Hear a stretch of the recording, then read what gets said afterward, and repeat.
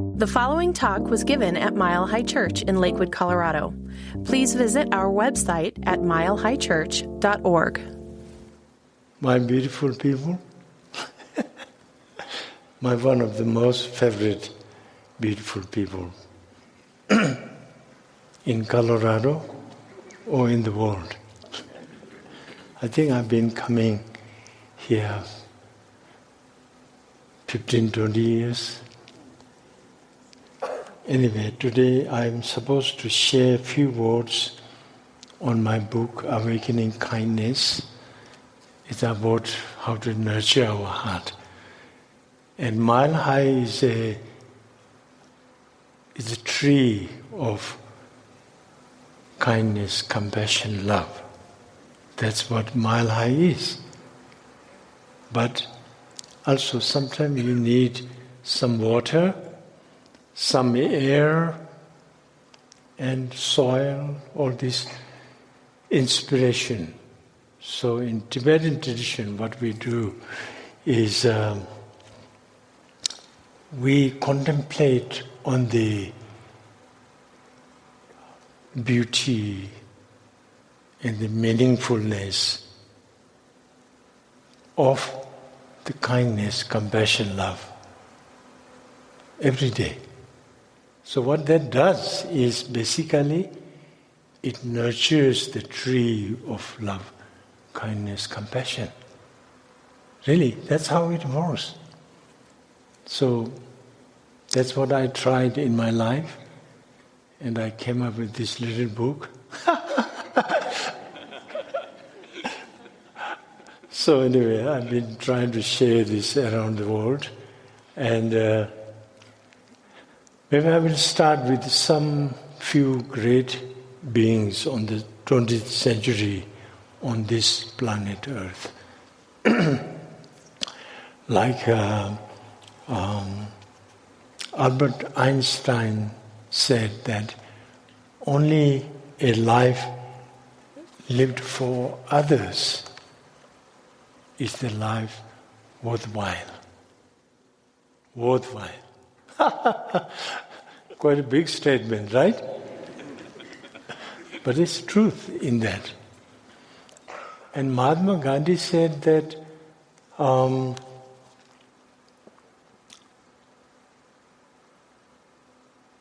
best way to find yourself is to lose yourself in the service of others. That's a very beautiful truth. And His Holiness the Dalai Lama says, if you want to be happy, practice kindness and compassion. If you want others to be happy, practice kindness and compassion. And Mother Teresa would say, there are three things very important in life. The first is to be kind to each other.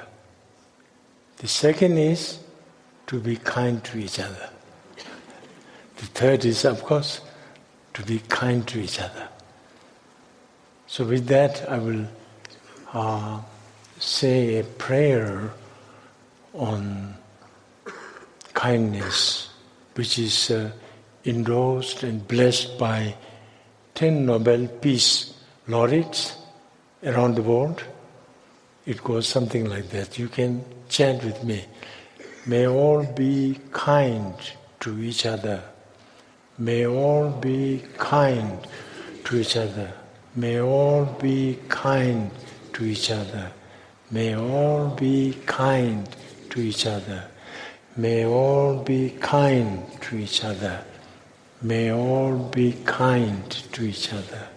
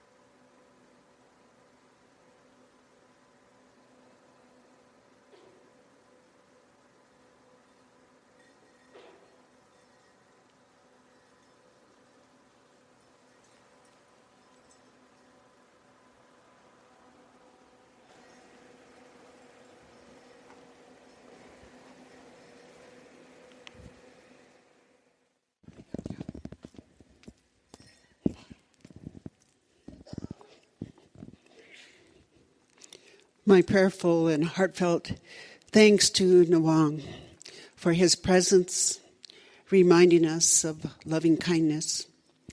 And it is my honor,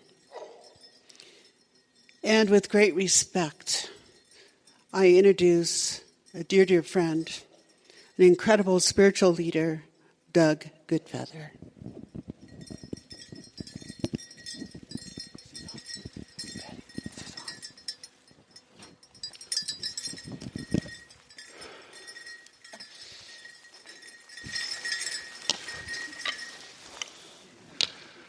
Well, good morning again. I'd like to say to my elders, forgive me for speaking before you.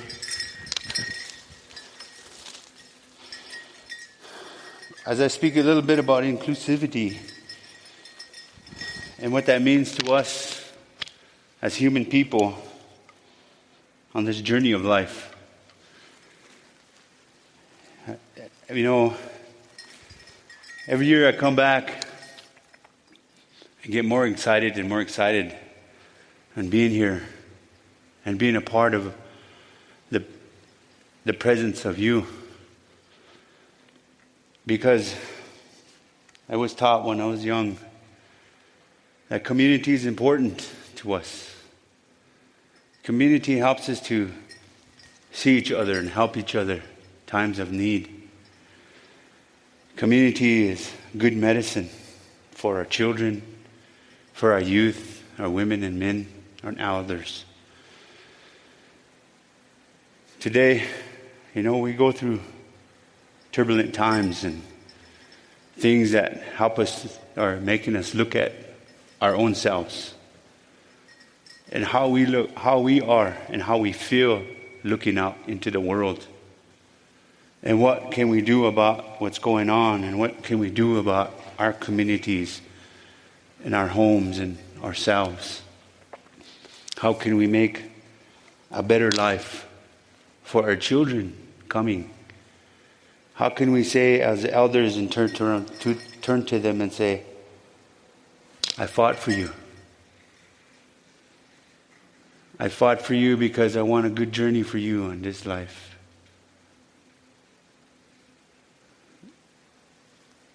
When we talk about the journey, when I talk about the journey, the longest journey you can make, the mind to the heart. It's one of the difficult journeys that we always try to make because it will test you. It will take you to places in your mind that you don't want to go sometimes. But in order to get to the heart, we must go through all those things that has been created in our bodies, in our memories, through our lives, our history, through the traumas that we may have acquired on our life. And we go through that journey. And sometimes people stop and go back. It's too hard sometimes. But when we see a little kid over there at a distance, and the kid needs help, you got to get to the kid to help the little kid, whatever the little kid is doing. But in between you and the kid are obstacles. But what is important is to see that kid and to go to that child and help them. But you must learn how to help yourself first, because we struggle with those shame, with guilt, with fear. And then all of that, what happens is it creates a new identity for us. And we stand behind that identity. And then all of a sudden we forgot who we were. And we're starting to lash out at people and say things that we never would say before. What happened? We got stuck someplace on that journey. We got stuck because something challenged us in our life. And even though we grew older and we still tried to make that journey and we still got stuck, it's because we didn't deal with it. We didn't learn that that hurt, that pain.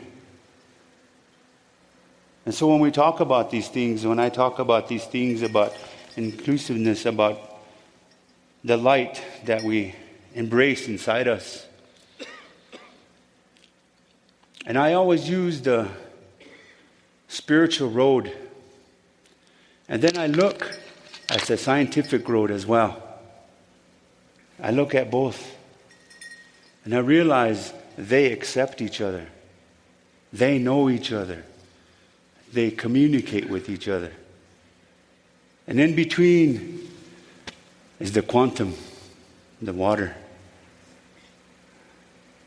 So that's why when we have dreams in the spirit world, when we see a loved one, there's always sometimes water between us. Because it's not meant for us to go beyond yet. So in these spiritual and scientific paths we take, realize that there's no difference. Because spirituality teaches reality.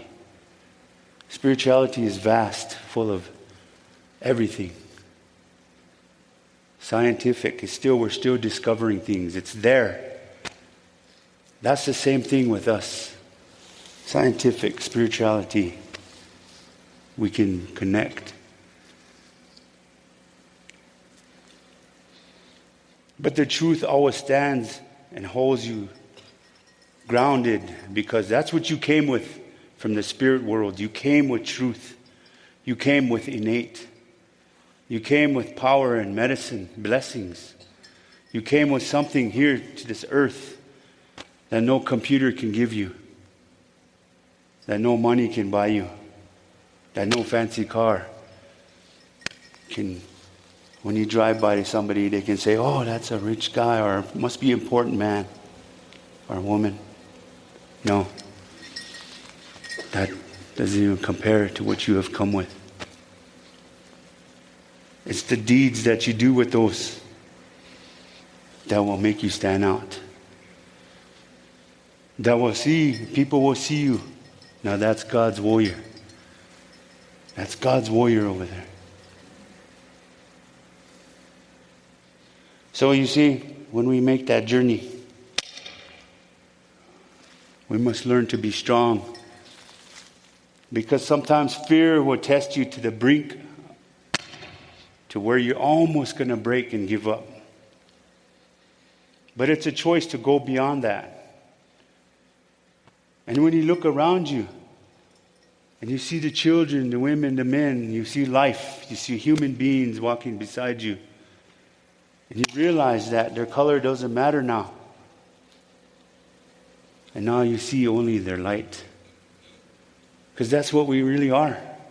We're all just light on this earth. So, when I make that journey, I always think of the old saying and the old story of the young angel and the elder angel, the warriors. They were sitting on a star watching the earth, and they seen all these balls of light coming out of the earth. Big ones, small ones, dim ones, tiny ones, bright ones. Different sizes coming out of the earth. And the younger angel said, what is those? What are those? And the elder angel said, those are people's prayers. He said, why are there different shapes, sizes, and dim and brighter? And he said, that's people's faith. So we have to start making our balls of light bright. And we do that together. When we come to places like this, we go to the gas station or we go to the restaurant. I love going to restaurants and listening to the forks and knives hitting the dishes, and people laughing and talking and babies crying, and I love that feeling. I love that sound. It's so beautiful to me. It means that's worth it. It's worth it. It's worth it to pick these ways up. It's worth it to go and make that journey. It's worth it. When you see people like that and you share life together, then you know life's worth it. And then we see our light. And then the music comes. The universal language. And through this music, we talk to each other's hearts and spirits. We talk to the trees and the birds because they understand us, because it's universal. And through music, we can heal. Even our breath is the most powerful instrument we have. We can use the breath, the frequencies in our breath, to help each other heal and to know that we mean each other. We mean something to each other because we need each other as human beings.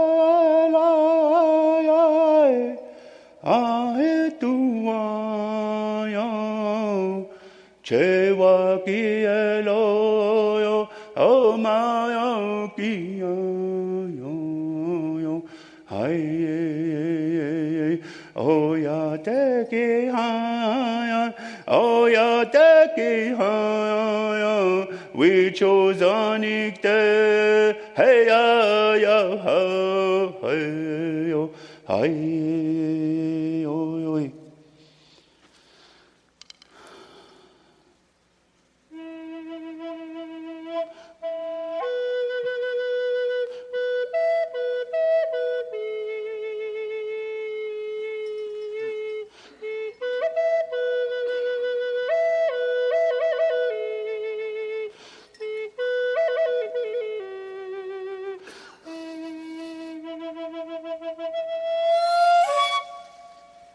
Tak asi.